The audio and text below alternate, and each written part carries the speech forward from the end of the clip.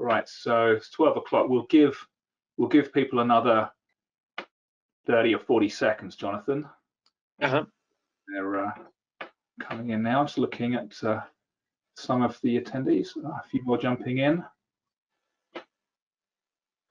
Always nice to see people dialing in from APAC.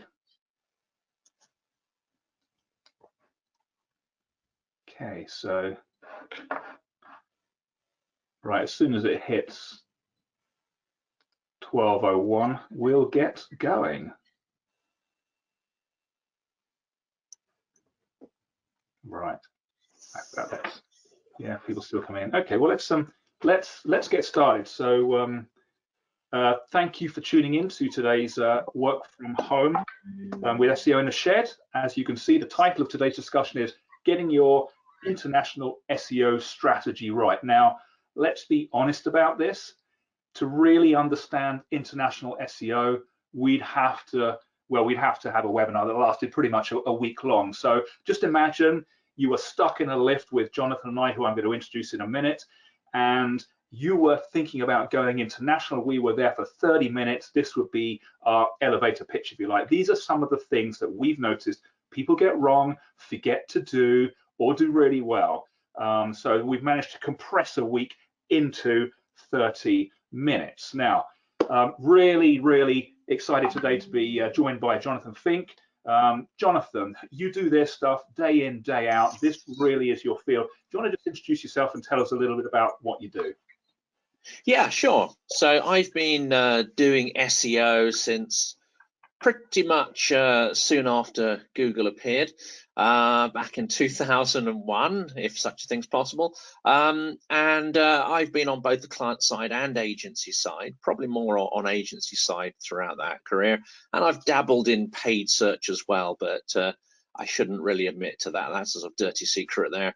But I've always been interested in the power of content and in the power of best practice, sort of links and authority, and generally, you know, where the boundary lies there between sort of, you know, spammy things and non-spammy things. And I think content, it's always been said that content is king, but it's rarely been done very well. Most of what I do these days is actually sort of planning and building content hubs for brands, typically across multi-markets. And that content tends to be not the old sort of, you know, product-laden sales kind of content. It's much more kind of value-add, you know, lifestyle, informational, compelling content. And I like to think that's where the future lies as well. I 100% agree with you, Jonathan. You're a man after my own heart, and it's so great to have you on here to talk about this subject. So let me get to my slide. So, okay, don't forget, guys, Jonathan and I will be around on Slack at the end if you want to join us. If you've got any more complex questions. If you have any questions throughout the webinar, then please just feel free to drop those into the chat as well. So, to begin with, and Jonathan, you and I were talking the other day, and you were talking about the importance of defining strategic priorities for each market. Do you mind telling us a little bit more about what you mean by that and why it's important? Yeah, absolutely. I mean, even if a client comes to you and doesn't have any kind of clear KPIs and just talks about sort of traffic as something they're interested in, you know, at the end of the day, the question is going to pop up: was it successful? What did it achieve? And it's going to come back to some kind of hard KPI. And if you didn't set that at the beginning, I mean, one, you won't be tracking it, so you won't be able to judge performance. But secondly, what you do is intrinsically related to those targets and goals. So if you don't have that clearly defined purpose, then your content strategy is going to fail, and you're going to produce either the wrong type of content, or in the wrong structure on the website, the wrong tone, the wrong topics. You're going to get the wrong audience. I mean, it's going to be a horrible mess. So yeah, defining what you want to achieve up front is extremely important. And if the client doesn't have a clear idea, I see it as my role to actually create that purpose and build out a brief. You know, I don't know how many times you've got a brief which is you know, less than robust. And as an agency, you tend to just kind of run with that and take the money. But I think as professionals, we need to make sure we work with extremely robust briefs and help the client to develop those. Absolutely, and some of those disastrous messes that you referred to, we're going to show some examples of those towards the end of this webinar. So I think it's safe to say that it's not easy to get this right, but if you follow the right steps, then you can make it work enormously successfully. So it's true to say that any international presence really has to be optimized for those three things: the market, the search engines, and the searchers. Different people search in different ways. And I was reading a cross-cultural study, and I'll drop the link in the chat, recently about the differences between search behavior in China and Western Europe. In China, people look at different places on the page. They're much more inclined to look further down due to the way that Baidu works. And also there in Western Europe, we're much more likely to turn to the opinions of others, whereas in China, not so much so. It's much more about data and facts and pricing. So it's a super interesting study. And we're going to cover more of these different subjects later. But one of the first things you can do that people can do so simply is to actually look at your current performance. And we've all got this data. So we've got GA data, we've got Search Console data. You can use both of those to find out, existing global traffic, which countries are looking at your content now, who's consuming it, who are the biggest consumers outside your country. And in Search Console, you've got a great performance report where you can actually see that international performance. So, don't forget about the data that you have at your fingertips. But once you've done that, one of the first things that you need to do is to identify your opportunities. And there's no better way of identifying opportunities than actually using market intelligence. Jonathan, you've seen these reports, haven't you? I have, yes. Now, I find these endlessly fascinating, and being able to drill down into the data is, I could easily spend weeks on this if I had the time. I have spent weeks, and every report is different. But so on the left there, we're looking at global share of voice, and this is several different countries and several different languages where we've identified the keywords. More on keywords in a minute. So we've identified the keywords, and without even putting foot in any of those regions, we can see who are the strongest performers, what are the opportunities for us, what are the potential opportunities for partnering, for resellers, even acquisition. So there's a huge amount of information that we can get without even, as I say, stepping foot. On the right, we've got global search trends, and this is fashion in the US. And here we can see that women's wear is the strongest performer. And women's wear has been growing year on year over the past 3 years. And interestingly, in 2019, it actually peaked a month earlier. That growth peaked. And that's really valuable knowledge as we move into 2020. So huge amount of intelligence. But in order to be able to visualize this, we need to get to those keywords. And there's more to keywords than translation, as we'll discuss in a bit. And as I talk about keywords, the one thing that we mustn't forget, and I talk about this in every presentation, every webinar, is that SEO begins inside the mind of those searchers, your customers, and we have to understand those 5 things. And I think you've probably heard me say this before, Jonathan. What are they looking for? What questions are they asking? What are they thinking? What are they consuming right now from a content perspective? Okay, and above all, what's their intent? And today we'll see how you can understand that, and we'll also see how intent can vary country by country, and you can actually translate keywords and get a very different search landscape even in the same search engine. So fair to say that keyword and market research, Jonathan, absolutely essential. Absolutely, and even when intent is the same, let's say you have a purchase intent or a research intent, it might be expressed in a very different way from market to market, even if it's a similar intent. And I think that's the crucial thing, which we'll come to in a minute, is how to create a strategy that recognizes that not everyone searches in the same way or for the same things.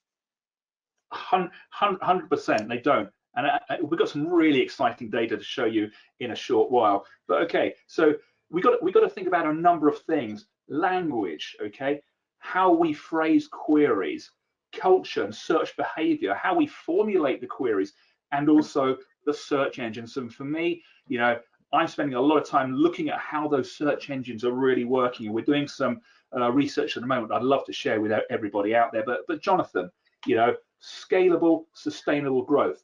Talk some more about this. Absolutely. Now, the challenge always here is that ambition is almost limitless whenever you speak to a client. And there's usually vast opportunity out there. So you're never really stuck for search opportunity. The challenge comes, though, in the question of resource. And how do you achieve this maximum reach with limited budgets? So we start with a couple of really simple principles, one of which you probably will have heard before, which is an 80-20 rule. So 80% of your content can be based on global themes. And that means that search volumes are similar around the world on particular topics, and everyone's interested in it to a greater or lesser degree. But there will always be a percentage of search which is either on those global themes that are expressed in a different way, or it'll be themes that are absolutely specific to a local market, local culture and nuance. So first of all, that's quite a good way to chunk things up and chunk up your time and resources. But even then, you will often have targets which are kind of massive. And if you spread your content creation evenly out through the year, or even what usually happens is you take a while to get going and then it all gets bunched up in the second half of the year, well, your content doesn't have enough time to mature, so you're not going to hit your targets. So a big thing that we try to do is to accelerate the SEO research right up front. And having a tool like Pi, having the ability to do competitor research at scale is absolutely critical to this. Because in this first 3 to 6 months, we want to hit a new market with a massive amount of high quality content that sort of occupies as many of the high impact niches as we can. So this is critically important, and it's rarely done well. And then to do this, you need a strong strategic framework, because if you're rolling this thing out across multiple markets, it could be US, UK, Australia, Western Europe, Eastern Europe, Asia, for instance. If you have a totally decentralized strategy and you try to hit all those markets at the same scale, each with their own unique content, no one has enough money to do that. So we introduced this concept of master markets, and you define which is going to be the leading market for research, which is going to be the leading market for transcreation of content and assets. And it's a great way to maximize your reach, especially where you have limited time and budgets. And all these approaches, of course, need to be looked at through the filters of what are your KPIs. Because traffic is one great KPI, but actually, you know, we'll talk in a minute about the fact that there might be other things that are much more worthwhile measuring other than just traffic and rankings. Yeah, and we talked about this yesterday, and that really, you know, hit a sweet spot for me. So tell us a little bit more about that. Yeah, well, I think I've got 2 slides here which sort of go into these in more detail. So when we talk about sort of international markets, the first thing people think of is like, well, translation versus localization. That, to my mind, is a total red herring. What you need to be thinking about here is transcreation versus new and unique content. That is the real equation here that needs to underpin your content strategy. So the detail here is, what are those global themes that are going to be driving traffic and which can be transcreated quickly? And again, people will often think that images and text assets are the same. They're not. You can get away with actually transcreating or localizing the text far less, but you won't necessarily be able to get away with using the same imagery worldwide. And then the last one is super important. Again, what people tend to do is look at what everyone else is writing at. So if it's fashion and consumer goods and so on, they might look at what Cosmo is writing about and what all the big publications are writing about, and they'll use that as the basis for their content strategy. Well, these are super competitive areas, and in a newly launched hub, you don't have that much probability that you're going to go head to head with these sites and win. So what you need to do is to look at high volume niches, trending topics, and things that the other big publications either have avoided or Yeah. missed. So this kind of opportunity gap analysis is incredibly important, and to do it at scale, you need some pretty powerful tools to do there. And then here's the killer one that you mentioned earlier when we were preparing for this, and it's that people really use position zero as a sort of bolt-on. So this sort of Q&A content, all your FAQs and your value-added content in there tends to be something you try and bolt on. Actually, you should be planning your content with this in mind, the tone and the structure. And you were saying earlier as well, I'm sure you've got something to say on this, is the measurement of this is really not happening at a consistent level, and yet so much of your competitive advantage could rest in capitalizing on position zero. So true, Jonathan. I'm not going to go off on that one, but yeah, you and I are going to be talking a lot more about this in the future, potentially doing that other webinar to really reveal the importance of that layer of touch points that people are largely ignoring. Okay, so yeah, success metrics for content hubs. Let's hear about this. Here we are. Here we're back to what are you going to measure, and on a simplistic level for people, it's going to be rankings, and it's going to be keywords, and it's going to be traffic, and that unfortunately runs through SEO like a sticker rock. That's what everyone's obsessed with, but you need to get that balance right between looking at that and looking at things which I think are actually much more important, which are engagement, reach, and loyalty. Because it's going to cost you far less money to bring people back to the site again and again. It's going to mean that if you do have hard KPIs like sign-ups or e-commerce, getting them to spend more time on the site and have some kind of stickiness to your content is going to produce much better results than just throwing a bunch of traffic at your site. So I think having KPIs based on user engagement as well as traffic is important. And here's another one people get wrong in content. They will charge in and they will just start producing content without necessarily planning it. And I believe strongly that you should have a KPI against everything. And that includes visual assets, videos, text-based content. Literally everything should have some kind of purpose, whether that is rankings and traffic, or user engagement and stickiness, or referral traffic, or being able to outreach it through digital PR. You shouldn't be doing anything on your site unless you can justify and measure it. And underlining all of this, you have to get that alignment with your audience intent absolutely right, or none of this is going to work. So true. I love this slide. We could talk all day about this slide, particularly about engagement, reach, and loyalty being more important. Wonderful, and about intent as well. So talking of intent, that's a brilliant segue into this next visualization here. This is the matrix, okay? And what we're looking at here, just so we're clear, Jonathan, and for the guys out there, I've taken a couple of hundred search terms in the beauty sector. These have been translated locally by native speakers into the different equivalents: Russia, Spain, and Taiwan from the UK. So we're looking over a 3-week period. We're looking at the top of the SERPs and the features that are appearing, and it's different. And I always say the SERP landscape is a really true reflection of searcher intent, because Google spends billions of dollars to ensure that that's the case. What do we see? Different landscape. Russia, very visual. You've got videos, video links, but the video carousel is further down. You've also got images, and we've got knowledge panel presence as well. In Spain, suddenly we're seeing answer cards, and people also ask, something we can leverage. We're also seeing much bigger video carousel. Taiwan, even more presence with the video carousel. What this means, and you'll see it in the next couple of slides for me, Jonathan, you can translate keywords locally, but you can't just translate content, because that content has to match intent. Because if we take the same content from Russia and use it in Spain, it's not going to get seen, because people want that video carousel. And also, more images as well. Images are going to work better in Taiwan than they do in Spain or Russia for this sector. This, for me, this is really exciting. And I tell you what, I'm going to be doing over the next sort of week or so, some more research on this for international content strategy. So if anybody watching wants to see the results of this research, then just let us know. Contact us, LinkedIn, however you want to do that. Okay, so in this view, so that was the radar. Sorry, I call it matrix. This is the matrix, my favorite view within the platform.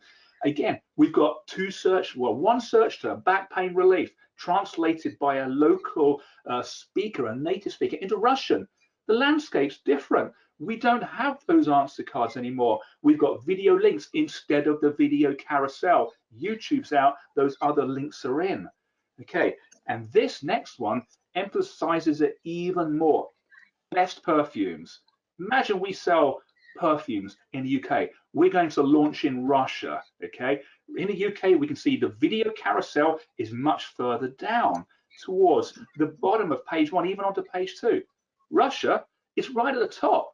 If you don't focus on your video content in Russia, okay, you're going to lose out because they're going to get all the clicks.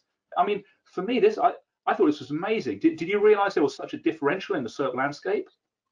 Absolutely not. I mean, this is something I found absolutely stunning. In other presentations you've given, I was actually bowled over by the idea that often aggregators, publisher sites do better at this, and brands are being forced down the SERPs, especially on mobile. Yeah.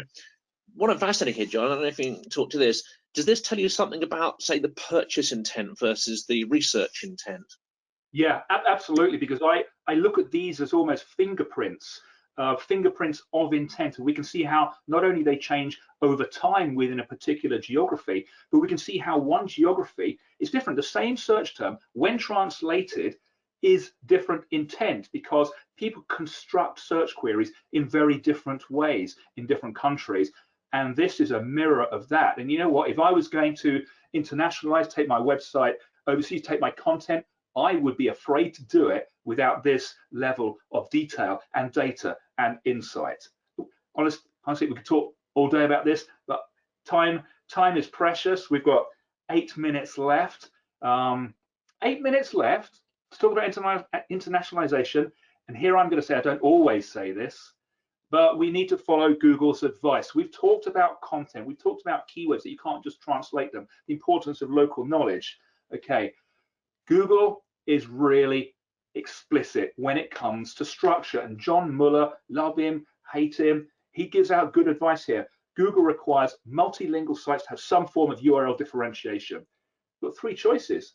We've got country code TLDs, we've got subdomains, we've got subdirectories. I like subdirectories. Again, this is a subject we could talk about all day, Jonathan. Do you have a particular preference? I certainly do. I mean, I find the subdirectory route a lot clearer. Strategically, you can get away with a top level country domain, and you can go with a global one. But when it comes to doing hreflangs at scale, which we need to do on our content hubs, and we'll talk about that in a minute, because there's a huge advantage. It's not just a housekeeping exercise. You can actually have a huge uptick in your traffic by doing that. It's much easier to implement that logically if you have a .com and then a language, country, folder structure. Absolutely, and that's why it's my favorite. Now, again, a subject that we could talk about all day, but very quickly, I just want to run through some very quick pros and cons. You said CCTLDs, yeah, .co.uk can be great. It's a clear signal to Google. You don't really have to worry about your hreflang, but the disadvantage is, you start again. So when we launch our new site in Budapest, we're going to start again. We don't have that authority, and for me, that's painful to lose out that authority that we would get with the .com/. Subdomains, I hate them. I've got to say it. They are one of the biggest causes of conflict. And really importantly, there is this rumor going around that subdomain will inherit the authority of the main domain from a link perspective. John Mueller makes it clear. External link signals are only passed between domains and subdomains by internal linking, so it's up to you. So yeah, easy to set up, huge risk of conflict. Sorry, Jonathan, who are you going to say? There's a horrible thing, we were discussing yesterday. I mean, there's been a tendency in the past for people to put their blogs on subdomains, which to my mind totally neutralizes the impact of having it. But even worse, we're now seeing people put their e-commerce sites on subdomains, and in many instances that ends up duplicating or cannibalizing the keywords across domain and subdomain. Sometimes it even duplicates content there. But to my mind, crucially, it stops you doing those internal links in a clean way between your information-based content and your e-commerce content. So you're much less likely to rank for those e-commerce terms, and any benefits of, say, position 0 or increased user engagement that you would get for e-commerce content wouldn't then be transitioned onto your domain. So that's one to watch out for. Absolutely agree. You shouldn't be allowed. Subdirectories, subfolders, call it what you will. .com/DNGB is our example here. Great consolidator of authority, so you can hit the ground running in new countries, new regions. It is easier to set up. Okay, hreflang can be complex. John Muller says it's probably the most difficult thing there is to know about internationalization. But as we discussed yesterday, it's not that complex as long as your structure is right and as long as you follow all of those rules. You'd agree with that? Yeah, absolutely. It's in some ways it might seem complex to plan it, but to actually execute it's infinitely easier. So better do the thinking up front. Yeah. So while we're on the subject of hreflang, we could have had 100 slides on that alone. There are different ways to implement it. I put a little tick there against my favorites. We've got a .com/. And there are different reasons why you might want to use HTML head or HTTP headers, for example, if you've got PDFs that can't be crawled. HTML head, yeah, maybe for smaller sites, but for me, the XML sitemap is just simply, it's just neat and tidy and easy to maintain. What are your thoughts? Yeah, I think there's a couple of cases there where it makes sense. I think the XML sitemap is fantastic where you have like-for-like pages. So if your product, service, or e-commerce site that is more or less duplicated across countries, that is a fantastic way to go. But many content hubs will not have exact equivalents for their content. And some articles will have no equivalent in other markets, either because it's not relevant or because they haven't got around to doing it. So in that instance, I think looking at the headers is a great one. We've also noticed some really interesting stuff going on around there. Is that when you add hreflang, you kind of assume that it just will churn your traffic around. It won't increase the traffic. It'll just better align your traffic to a target market. We're seeing two things. One, we're seeing that actually both markets in some instances will have an uptick in traffic when you add the hreflang, which is amazing. So it can actually boost your results. And another one is that often you won't add hreflangs because you have articles that are similar, but they're not exactly the same. So they'll go unhreflanged. We're now starting to realize that you can use something like BERT and Google's AI tech at scale to create this fuzzy logic between articles and do hreflang at scale. And you know what? That actually boosts their performance as well. That is a subject for a whole new webinar, and I would love to talk more about that. Okay, so we're close to the deadline here. What's the worst that can happen when you don't follow that advice, when you just don't do things correctly? Let's turn to boohoo.com. I just chose one retailer who operates in the US and the UK. Took 15 seconds. I found tons of examples. Okay, they're actually pulled off page 2 by the EU subdomain, the NL subdomain, and then the US. So the US is really struggling. They lose all visibility. Okay, again, this is boohoo.com. This is conflict between the US and the UK site. It's clear both of these can't exist in the SERP. I think they use hreflang, but it's set up incorrectly. ASOS, a firm favorite. And again, the US site is losing out to the UK site time and time again. Found these in seconds. I don't know if they're aware of this, but this is something these guys need to fix, because that's not great. That's using Google in the US. And one more example from ASOS, white bodysuit. Nobody's going to be buying that. because when the UK site comes in and cannibalizes, it drops down to about page 4 or 5. All of that creates this glass ceiling effect. And I can see we're almost out of time. So in terms of a summary in the last sort of 60 seconds, identify your opportunities. Don't just translate. Engagement and reach and loyalty can be more important than volume. Okay, global themes that drive traffic that can be trans-created quickly. Focus on those. Don't forget, the landscape differs by country. Intent can differ. So even you can't even just translate your content, because if that is not what people are looking for, as reflected in SERP, nobody's going to see your content. And then, of course, follow Google's advice on structure and localization. And there it's 12:30. I don't know how we got that into half an hour, Jonathan, but thank you so much for coming on. Thanks so much, John. A huge pleasure. And one day I'll be in the actual real infamous shed itself. But that's for another time. And when you do, we'll crack open some beers from my beer fridge tucked away in the corner. I'm looking forward to that. And thank you to everyone who's tuned in today.